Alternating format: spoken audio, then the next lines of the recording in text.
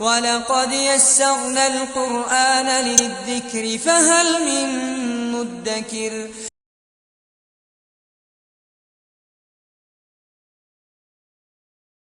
الحمدللہ رب العالمین والصلاة والسلام علی رسولہ الکریم وعلی آلہ واصحابہ اجمعین، اما بعد، اعوذ باللہ من الشیطان الرجیم، بسم اللہ الرحمن الرحیم، رب اشرح لی صدری ویسر لی امری واحلل عقدۃ من لسانی یفقہوا قولی. والذین یؤمنون بما انزل الیک وما انزل من قبلک وبالآخرۃ ھم یوقنون. سورہ بقرہ کی آیت نمبر 4. اللہ سبحانہ تعالیٰ فرماتے ہیں ایمان والوں کا تذکرہ کرتے ہوئے کہ وہ لوگ جو ایمان لاتے ہیں اس پہ جو آپ کی طرف نازل کیا گیا، یعنی محمد صلی اللہ علیہ وسلم کی طرف، اور اس پہ بھی جو آپ سے پہلے نازل کیا گیا، اور یہ لوگ آخرت پر یقین رکھتے ہیں. ایمان والوں کی صفات کے بارے میں ہم بات کر رہے تھے. اس سے پچھلی آیت میں اللہ سبحانہ تعالیٰ نے 3 صفات کا ذکر کیا تھا کہ جو لوگ متقی بننا چاہتے ہیں، جو اللہ تعالیٰ کی طرف سے جو چاہتے ہیں کہ وہ پرہیزگار بنے، تو اللہ سبحانہ تعالیٰ نے کچھ صفات کا ذکر کیا کہ یہ صفات جس انسان میں بھی ہوں گی وہ اللہ کے نزدیک ہدایت یافتہ بھی ہوگا، تقوی والا بھی ہوگا اور کامیاب بھی ہوگا. اور انہی میں سے 3 صفات جن کا پچھلی آیت میں ذکر ہوا وہ کیا آتی ہیں کہ پہلی صفت یہ تھی کہ جو بالغیب پہ ایمان رکھتے ہیں. الذین یؤمنون بالغیب، کہ وہ بالغیب پہ ایمان رکھتے ہیں. دوسری صفت ویقیمون الصلاۃ، اور وہ نماز قائم کرتے ہیں. اور تیسری صفت ومما رزقناہم ینفقون، اور جو رزق اللہ نے انہیں دیا ہے اس رزق میں سے اللہ کی راہ میں خرچ کرتے ہیں. جہاں پہ اللہ تعالیٰ نے فرض جگہوں پہ خرچ کرنے کا حکم دیا وہ وہاں پہ بھی خرچ کرتے ہیں، اور جو نفلی صدقات ہیں وہاں پہ بھی خرچ کرتے ہیں. تو وہ 3 صفات ہوگی. اب 3 صفات کا مزید اللہ سبحانہ تعالیٰ نے اس آیت میں ذکر کیا، آیت نمبر 4 میں. یہ وہ لوگ ہیں جو اس پہ ایمان لاتے ہیں جو نبی صلی اللہ علیہ وسلم پہ نازل کیا گیا. اللہ سبحانہ تعالیٰ نے رسول اللہ صلی اللہ علیہ وسلم پہ قرآن نازل کیا وحی کی صورت میں، اور جو وحی تھی وہ وحی کا سلسلہ 23 سال تک جاری رہا. ایک ہی گو میں اللہ سبحانہ تعالیٰ نے نازل نہیں کیا بلکہ وقفے سے تھوڑا تھوڑا کر کے نازل کیا. اور صرف قرآن ہی نہیں بلکہ قرآن کے ساتھ ساتھ نبی صلی اللہ علیہ وسلم کہ جو بھی احکامات ہم تک پہنچے جو احادیث کی صورت میں ہے، ایمان والے اس پہ بھی ایمان رکھتے ہیں. تو یہ کہنا ہے کہ صرف قرآن پہ ایمان رکھا یا میں قرآن پہ ایمان لے آؤں گا، لیکن وہ باتیں جو نبی صلی اللہ علیہ وسلم نے قرآن کے علاوہ بتائیں اور جو مستند احادیث ہیں ان کو نہ ماننا، تو یہ بھی انسان کے ایمان کا مکمل، اس سے انسان کا ایمان نہیں ہوتا. اور دوسری چیز کیا فرمائی کہ یہ جو آپ کی طرف نازل کیا گیا یعنی قرآن، اس پہ بھی ایمان رکھتے ہیں، اور اس کے ساتھ ساتھ جو آپ سے پہلے نازل کیا گیا اس پہ بھی ایمان رکھتے ہیں. یعنی جو پچھلے انبیاء اور رسول پہ مختلف کتابیں نازل ہوئیں، جو صحیفے نازل ہوئے، جو ایمان والے ہیں وہ اس پہ بھی ایمان رکھتے ہیں. تو اس سے کیا پتہ لگتا ہے کہ جب پہلے جو کچھ نازل ہوا اس پہ اگر ایمان ہے تو آبویسلی جو پہلے نبی آئے ہیں ان پہ بھی ایمان ہوگا. اور کوئی شخص یہ کہ میں صرف جو نازل ہوا تو اس پہ ایمان رکھتا ہوں، لیکن جن پہ نازل ہوا ان میں سے چند نبیوں کو مانتا ہوں، چند کو نہیں مانتا، تو تب بھی انسان کا ایمان کامل نہیں ہے. تو یہ کیا ہے کہ ہمیں مکمل طور پہ اس چیز پہ ایمان رکھنا کہ جو کچھ نبی صلی اللہ علیہ وسلم کی طرف نازل ہوا قرآن حدیث کی شکل میں اس پہ بھی ایمان، اور پھر جو کچھ پہلے نازل ہوا اس پر بھی ایمان. اور تیسری چیز جس کا ذکر اللہ تعالیٰ نے یہاں پہ کیا وہ کیا ہے کہ یہ وہ لوگ ہیں جو آخرت پر یقین رکھتے ہیں. یہاں پہ اللہ سبحانہ تعالیٰ نے آخرت پر یقین کا ذکر کیا، ایمان کا ذکر نہیں کیا، کیونکہ بالغیب پہ ایمان کا ذکر اللہ تعالیٰ پچھلی آیت میں کر چکا ہے. اور اگر دیکھا جائے تو اللہ سبحانہ تعالیٰ نے جو تقوی والے لوگ ہیں، جو متقی ہیں، جو تقوی حاصل کرنا چاہتے ہیں، ان کی صفات کا جب ذکر کیا تو سب سے پہلے شروع کیا ایمان بالغیب سے. یعنی شروعات کہاں سے ہوں گی؟ ایمان سے شروع ہوں گی.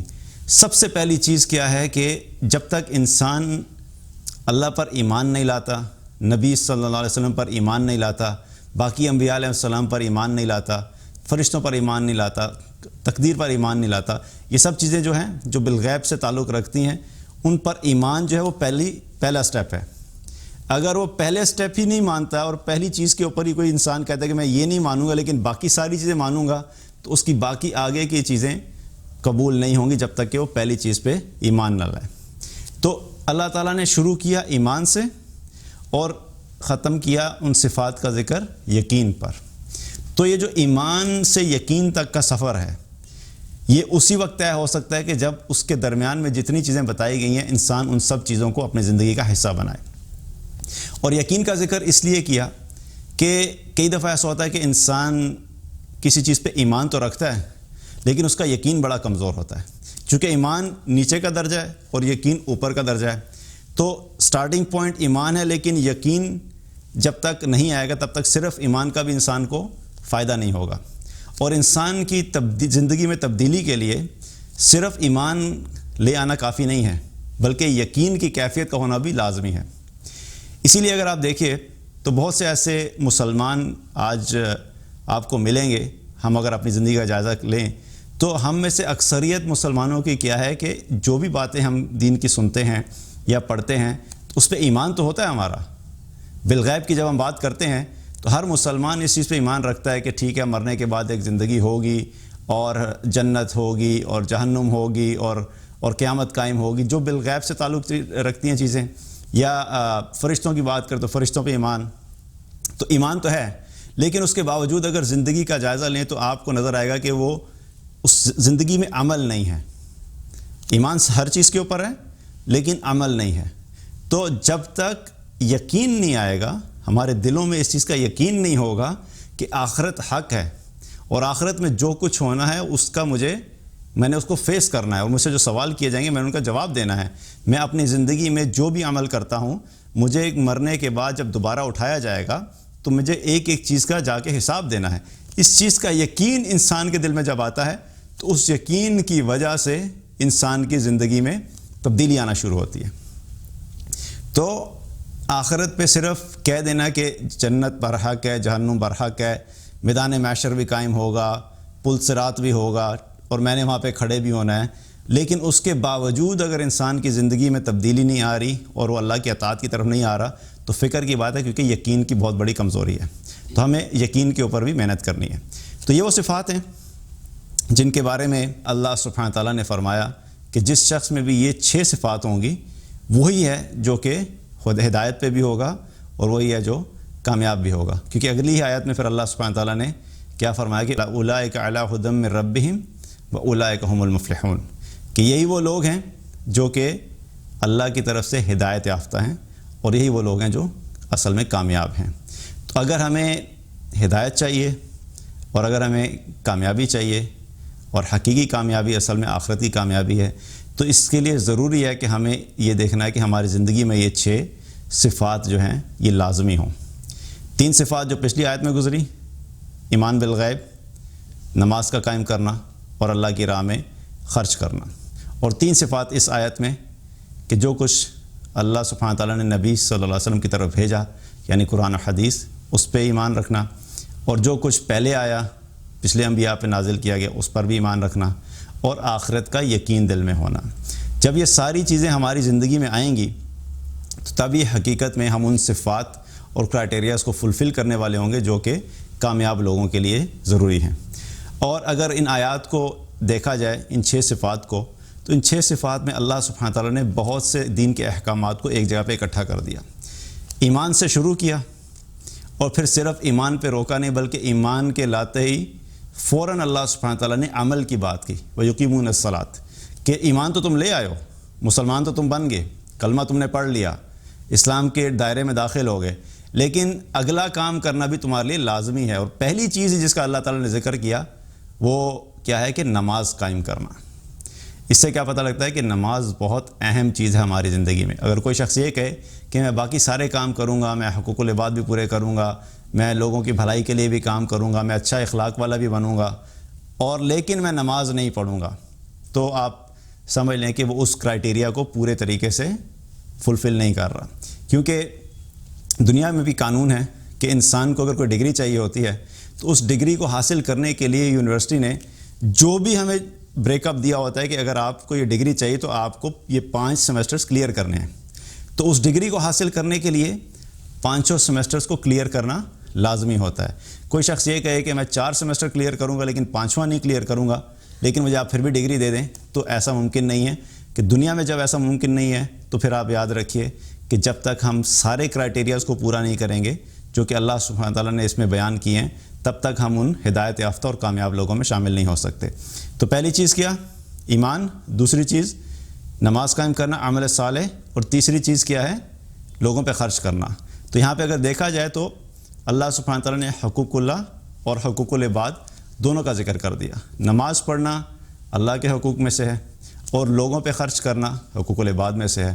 تو یہاں سے ہمیں یہ بھی پتہ لگتا ہے کہ کوئی انسان اگر کامیاب ہونا چاہتا ہے تو اس کو دونوں پہ فوکس کرنا ہے، حقوق اللہ بھی پورے کرنے ہیں اور حقوق العباد بھی پورے کرنے ہیں، کیونکہ یہ بھی ایک ہمارے ہاں ایک مائنڈ سیٹ پایا جاتا ہے کہ لوگ یہ کہتے ہیں کہ حقوق اللہ تو چلیں اللہ معاف کر دے گا لیکن حقوق العباد اصل چیز ہے۔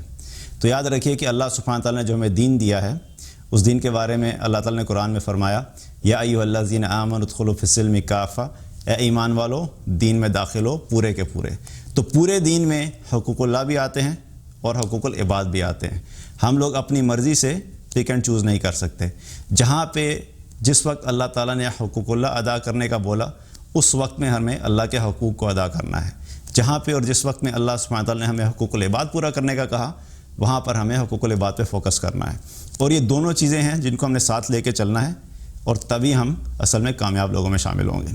تو اللہ سبحانہ تعالیٰ سے دعا ہے کہ اللہ تعالیٰ ہمیں ان تمام صفات کے اوپر عمل کرنے کی توفیق عطا فرمائے اور اللہ تعالیٰ ہمیں ان لوگوں میں شامل کرے کہ جو آخرت میں کامیاب ہوں اور دنیا میں بھی ہم ہدایت کے راستے پہ چلیں۔